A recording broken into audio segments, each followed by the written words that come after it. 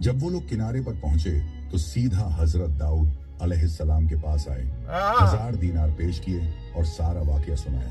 हजरत दाऊद अलैहिस्सलाम ने वो दीनार उस औरत को देकर फरमाया, ये है अल्लाह का अदल और हिकमत। औरत ये सुनकर खुशी से रो पड़ी और समझ गई कि अल्लाह से बढ़कर कोई इंसाफ करने वाला और बंदों का भला चाहने वाला नहीं है। कैसी बात है। तो ये सोचें, एक कौवे ने जाके उनका टुकड़ा लेके गया है और वो दरिया में डूब रही थी कश्ती, तो देखे वहां पे जाके उनका टुकड़ा उनको दिया, वो उन्होंने जो सुराग हुआ था वहां पे रख दिया, सारे लोग बच गए।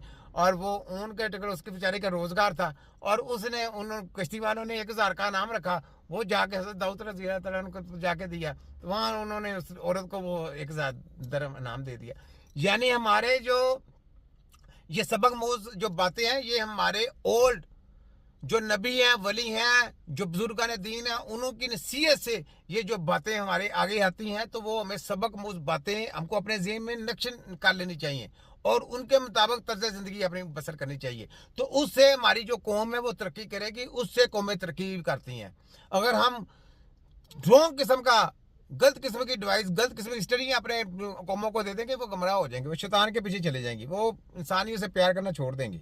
ठीक है, ये नहीं, यहाँ पे ये भी सुने, एक और आया है बंदा नजर आ जाता है। जी जी हाँ, वो उसकी बॉडी को पता चलता है, हमें खुशबू आती है, जैसे अंडी खुशबू छोड़ दी ना अपने पकाने की, इसी तरह वो औरत के या मर्द उसके जिस्म से खुशबू निकलती है। पीर आ गया मुझे बताते हैं इसके साथ ये मसला है। अभी एग्जांपल मेरे पे आप करते हैं, मेरे एक हाथ में फटकड़ी, दूसरे में इलायची आ जाती है, आप मेरे अंदरूनी हालात बताएंगे, बीमारियां बताएंगे? मैं बताऊंगा, मैं आपको वो बात बताऊंगा कि आप इधर मेरे मरीज होकर जाएंगे। लो बताने लगा, चले मैं अभी ये बीमारी के ऊपर जरा बात करने लगा, जरा इसकी छितोल देखना मेरे जैसे, इसकी जरा बातें मैं करता हूँ, देखो। इसके बाद ये भी एक एक्सपेरिमेंट लाजमी करेंगे, क्योंकि देखें आपने जो दावे दायर किए हैं ये मामूली नहीं है। जब मैंने सुना था कि 2.5 मन गोश्त, 1000 अंडे, 50 साल की उम्र है, एक ह्यूमन बॉडी कैसे बर्दाश्त कर लेते हैं? अच्छा, मैं ये जनात भी खाते हैं? जी जनात खाएंगे ना, आप नहीं खाते? नहीं, मैं देखो आप इधर कितने बंदे बैठे हैं, अगर मैं खाना मंगाऊंगा तो कितने लोगों का मंगाऊंगा? 10-12 का। तो जहरी बात है, मेरे साथ जो चीजें हैं तो वो अपने हिसाब से मंगाएंगी ना, वो खाएंगे। और कोई भी पीर, मैं अल्लाह की कसम खा के कहता हूँ, वो सब ढोंग है, झूठ है, बेईमानी है, उनके साथ बिल्ली का बच्चा भी नहीं है। अगर है तो फिर बैठे ना। आप दूसरों को फिर क्यों गलत कह रहे हैं? अच्छा, उनके पास बिल्ली का बच्चा नहीं, तेरे पास है, तेरे पास भी कीड़ी का बच्चा भी नहीं है, तेरे पास। तेरे खोते की हंसी के साथ मेरे पे कर मार कर, तू तेरा जिन्नों की हंसी की तरह, तेरे जिन्नों के मैं 3-5 कहता तो छोटा कीमना कहता, ना मैं मुन्ना, ना मैं गारी, ना मैं कोई पीर, ना कोई फकीर, मैं तो तिब्बे नबी का छोटा सपाही हूँ। तेरे झूठे पीर दी हंसी दी तैसी, तेरा पीर खुरम, तेरे खुरम पीर दी हंसी दी तैसी नहीं ला खोते इलाज करना दुनिया का, बंदे तो बीमारी है तो इलाज तो करेगा, तू पोले खाने हैं, पोले पहन के तेनू खोते।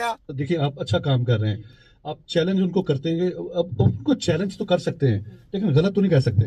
गलत इसलिए मैं कहता हूँ कि मैंने जितने प्रोग्राम लोगों के सुने हैं, उन्होंने झूठ बोला है। एक ने बोला था जी जन्नत हड्डियां खाते हैं, और जिन्होंने किया पता नहीं किसने किया, लेकिन मैं तुझे तू भी झूठा है, तेरी बातें मुझे नजर आ रही है, तू झूठा है, तू फराडी है, तू भी झूठा है। आगे बोल। पीर ऐसा होता है नहीं, पीरों को, जिससे मैं तो पीरों से मिला हूं ना, मुझे तो पता है ना, तो पीर होता है, उसकी समझ कुछ और है, उसका तरीकेकार ही कुछ और है। तू पीरों के पैरों के बैठने वाले के बराबर नहीं है, तू पीर बना फिरता है। पढ़ता हूँ कि जन्नत हड्डी नहीं खाता।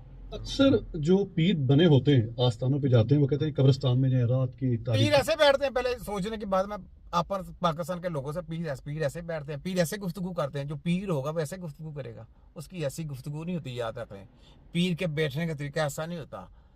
पीर लोगों के लिए इस तरह की बुग्ज बारी बातें नहीं करता, याद रख लें। पीर जो होता है ना, पूरी कायनात के लिए अच्छी बात, अच्छा सबक मूज बातें बता के जाता है।